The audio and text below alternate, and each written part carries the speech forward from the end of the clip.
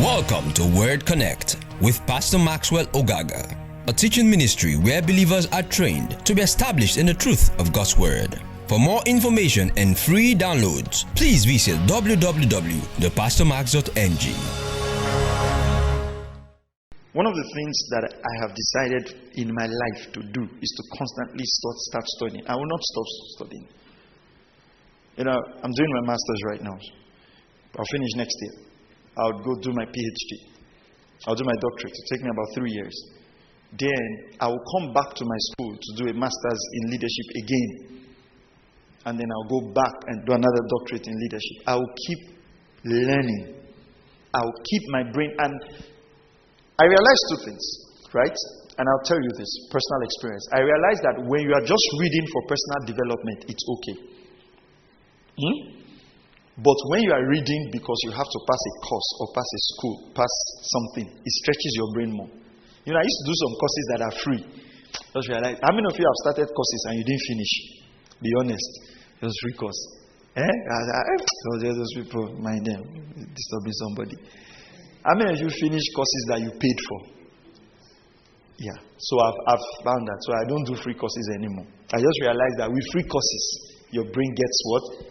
But with paid courses, even if it is $10, you just want that these people, they will not go free with that money. My friend, I will write that and bring the certificate. See, that thing you're doing, it helps your brain. It's called proactive living.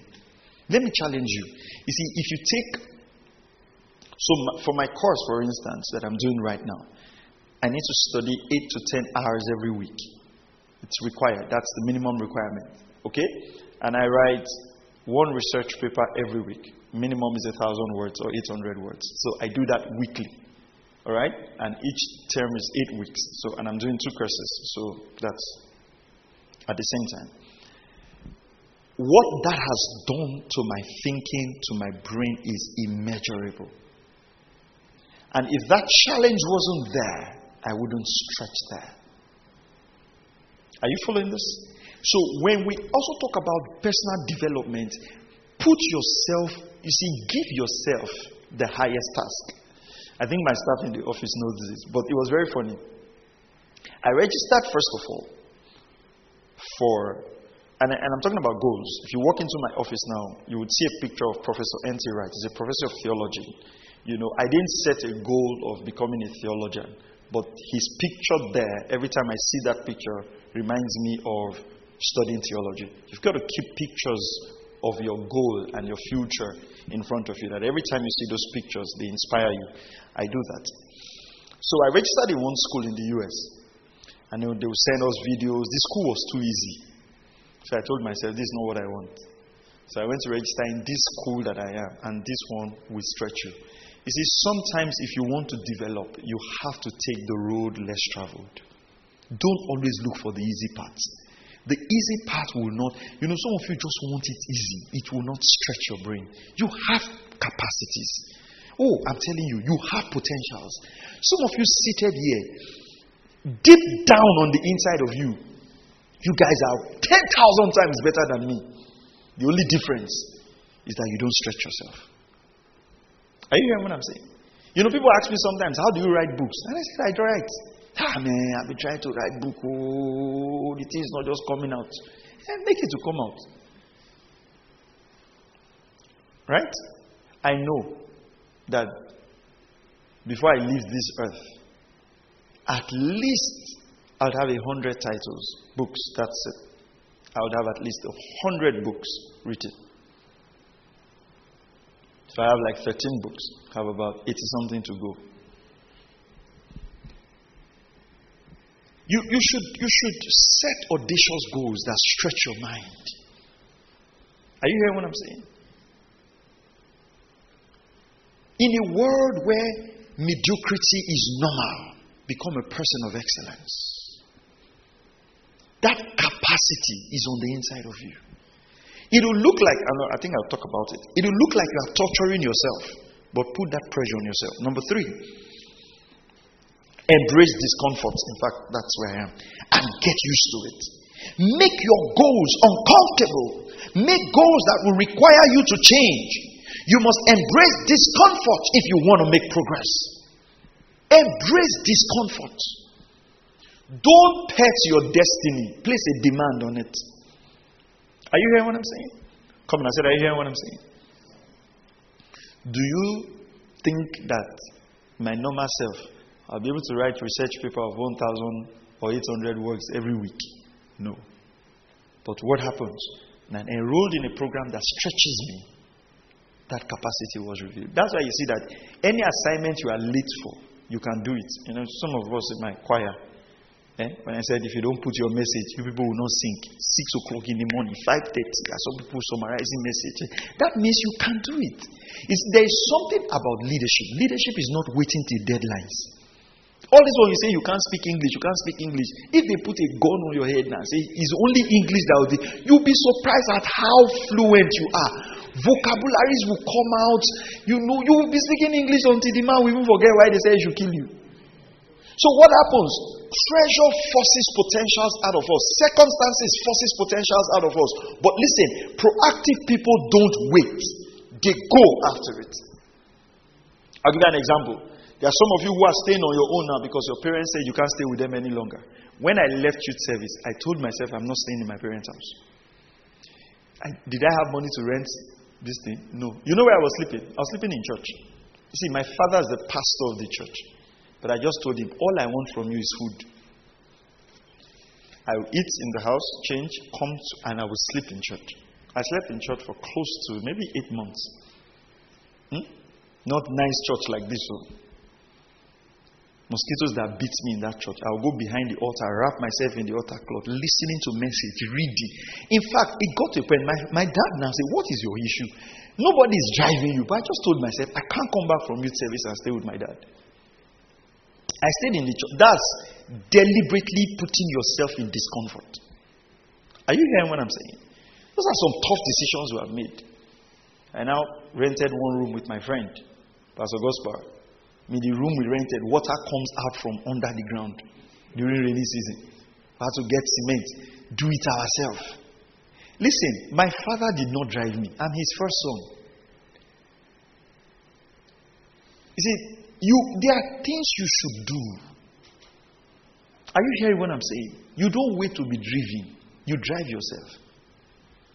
So that even if that thought was there before that thought is manifested, you have left.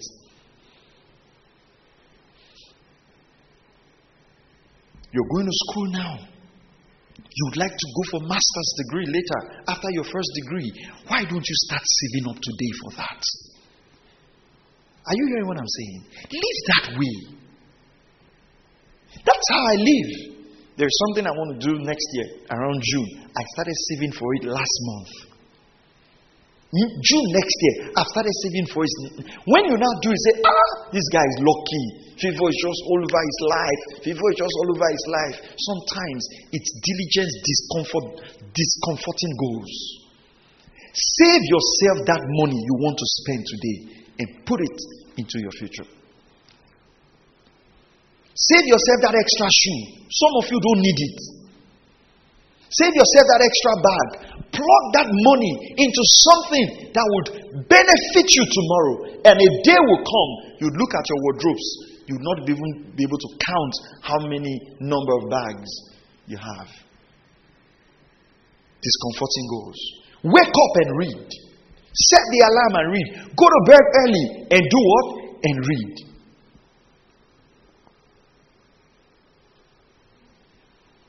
Put that pressure on yourself. You know, I've made some very radical decisions in my life. My dad had a car, and I told myself, when I read it from W. Kenyon's book, that I will never drive my dad's car. The first car I'll drive will be my car. I never drove my dad's car. My younger brother was driving, and I was not driving. The insult. How can your younger brother drive and you can't drive? It's my choice. There's nothing that says driving is what qualifies a man to be saved. I'm just telling you how I live. Those are the choices I made. The first car I ever drove was my car. I didn't drive my dad's car. But you know there's a way your dad can have a car and you can live your destiny on that car. You are everywhere waiting for the man to go so that you can just enter and go and quickly carry your friends. I have learned in life not to boast in what another man has. Even sometimes, if that man is my own father. I've learned to cultivate my own field. Discomforting goals. Are you hearing what I'm saying? Take whatever opportunity they are giving to you, seize it, and make the most out of your life. Nobody's going to hand anything to you free. Life won't do that. Even God says, if you hearken to this voice of mine and diligently obey all that I command you, then I'll set you on high. You have a responsibility to obey God's voice. Alright? So, set discomforting goals. Embrace discomfort, sorry. Number 4, get organized. Let me do this quickly. Get organized. Schedule small daily or weekly goals, actionable steps that lead towards achieving your big goals. Get organized. Some of us have calendars on our phones, smartphones.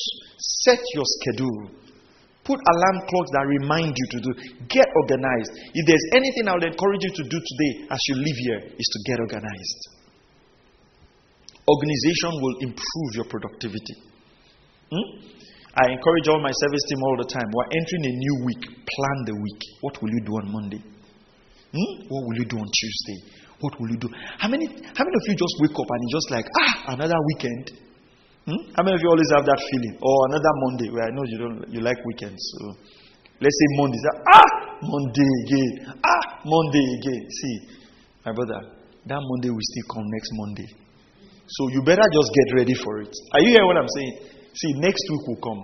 Next year will come. Tomorrow will come. So we can't now live as if tomorrow is a body, except you want to die. But if you want to live, it will show up. So what do? Prepare for it. Have a weekly goal. What books are you going to read? What time are you going to spend reading? Get organized. Even if you want to play games, organize it. When will you play games? I know some of you, there's no time for game. It's every time.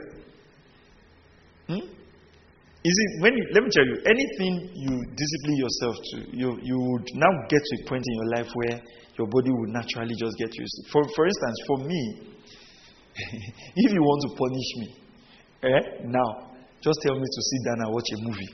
Man, it's punishment. You know, the last few weeks, I said, it's been a long time. Let me just sit down and watch something on TV. I put the thing on. After like 10 minutes, it was as if, why are you doing this to yourself?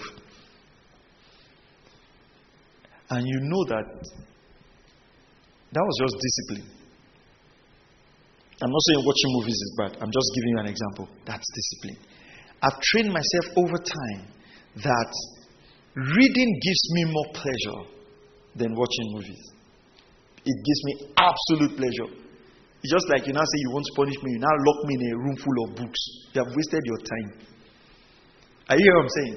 But if you lock me in a room with only television and those books, you have punished me. But I wasn't born that way. It was built. Listen to me. Anything you want to become, you can build it into you. If you are not a great writer today, you can decide to become a great writer. If you don't speak well today publicly, you can decide to become a good. Are you hearing what I'm saying? If you're not a strong Christian today, you can decide to be a faith giant. All you need to do is get organized, plan it. Then number 5, schedule reviews. Review your goals. Are you achieving your goal? Today, we're almost coming to the end of the year. Review your goals you started with. Next week, I'm going for my graduation. I went during the pandemic. You know, a lot of people complained about the pandemic. This lockdown. Hey. Some of you religious people, they have locked us down to give us mark of the beast. Can I tell you something? Most schools, I've always wanted to attend Rema Bible Training Center, Kenetegi Ministry School, and they don't offer online courses.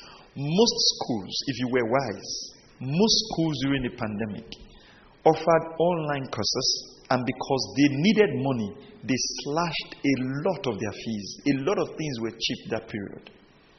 So that was when I enrolled. And you realize that the pandemic has lasted maybe like 2 years, right? Gone into 2 years. And on Saturday here, I'm graduating with a diploma in ministry. That's the thing I got from the lockdown. That was what I used that opportunity. That's when we're locked at home. That was what I plugged into. And I can remember COVID for a positive reason that I got that. And some people just got, just say, don't worry, we have data. I'm going to work. They've watched comedy, watch movies, watch this thing, play, chatted, Facebook, all kinds of challenge. It's 2 years. There's nothing to show for it. These 2 years have gone. So some of you could have taken courses cheap, and 1 year later, you'd have graduated with something. 6 months later, you'd have gone, but that time is wasted. As I say, make use of the time. Make use of the opportunity. Every crisis provides an opportunity. And I took advantage of that. 2 years later, I have something to show for it. Are you still here? Review. What did you do this last 9 months? We're going into the 9th month. What have you done with 9 months? What have you done with the amount of time you have in the 9 months? Okay. 3 key things. Intentionality, discipline, and action. Write those 3 words down. Intentionality, discipline, and action. We must be intentional. We must be disciplined. And we must have what? Action. See, without action, nothing will produce. Are you hearing what I'm saying? Intentionality. Everybody say intentionality. Alright? Say discipline. Say action. Yeah. That's why I'm using myself as an example to you, to show you the little things we still do to get ahead. The little choices we make. It's not everything God is going to speak from heaven to you. Sometimes you look at those choices. You are at home. You're free during the weekends. Why don't you learn tailoring? Get that skill. Learn hairdressing. Get it. It's not a disadvantage, it's an advantage. Are you hearing what I'm saying? Come on, are you hearing what I'm saying? And one thing I want to beg you, because I've observed it a lot in this our generation, stay focused on one thing. Because there are some of you who can do many things and you can't do any one well. Sir, can you bake? Sir, I can bake. I learned baking with my auntie. I did not finish, but I can bake. Then they now give you cake to bake. The child now sees the cake. The child is now crying. They are now telling the child, it's okay, it's cake, it's cake, it's cake. Yeah, so can you sew? I can sew. You sew shirt, then the person is trying to ask you that what style is this? The pocket on the right starts here. The pocket on the left starts here. Every confusion is explained as a style. The thing is badly done. You now say, oh, now this is what is raining. It's only your shirt that new things are raining.